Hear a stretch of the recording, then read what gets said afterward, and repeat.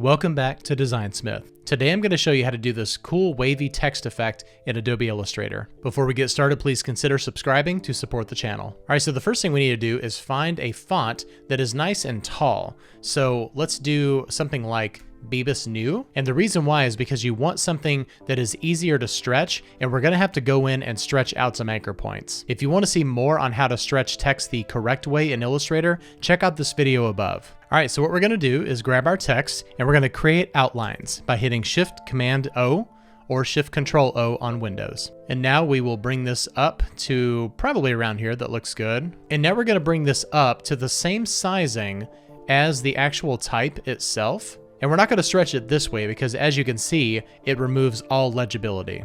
So this is what we're going to do. I'm going to lock this background to make sure I don't accidentally grab it. And we need to grab the necessary anchor points, not all of them.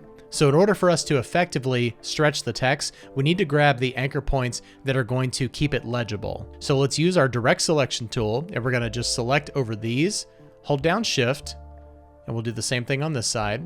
And now we'll just bring these anchor points down here. And this is going to vary depending on the letter. So for the O, this is going to mean the anchor points at the bottom, and then we'll just bring those down as well. For the V, we can bring down the bottom ones only. And let's switch over to outline mode for this V and select both of those right there.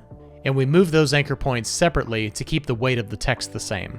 And then for the E, we'll just select over these right here and move the E down. All right, so we have the text stretched exactly the way that we want, and applying the wave effect is very simple. So all we have to do is select all of the text, go up here to Object, Envelope Distort, and Make with Mesh. So this is going to give you the option to choose your rows and columns. And the more rows and columns that you choose, the more control you'll have over how you're bending the text. So I generally like to do something between 6 to 8, so we'll just go with 8. And then hit OK. So now that we have this mesh, I'm going to go in here and I'm going to go into our outline mode so that we can quickly and easily select the anchor points that we want to move. And then just hold down Shift and you can move them however you want. You can also let go of Shift and move them this way. But obviously you want to keep your text legible. And let's just kind of move this around, make it a little bit more wavy. You can not move the ones that are in the middle and then just move the ones that are at the bottom. But whatever you're doing, make sure to keep it legible. All right, whenever you're finished with it and you don't want to edit it anymore, all you have to do is select it, go up to Object, Expand both Object and Fill, and hit OK. And it takes the mesh away and now turns it back into an object. You can scale it down however you want to. It's going to keep all of those different waves exactly where they are. And now let's take this one step further. I'm going to go ahead and join this together, and we'll copy this exact same color palette here.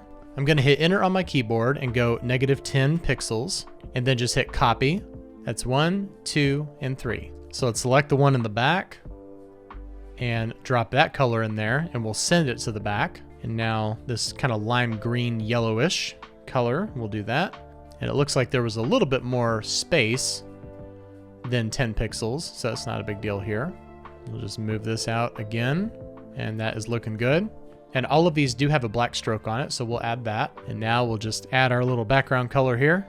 Not going to finesse this too much. It's not like I'm going to have it printed or anything. And that's how you do that type of effect in Illustrator. All right, well, I hope I taught you something in Illustrator today. If you wouldn't mind, please give this video a thumbs up and consider subscribing to support the channel, and I'll see you next time. Bye-bye.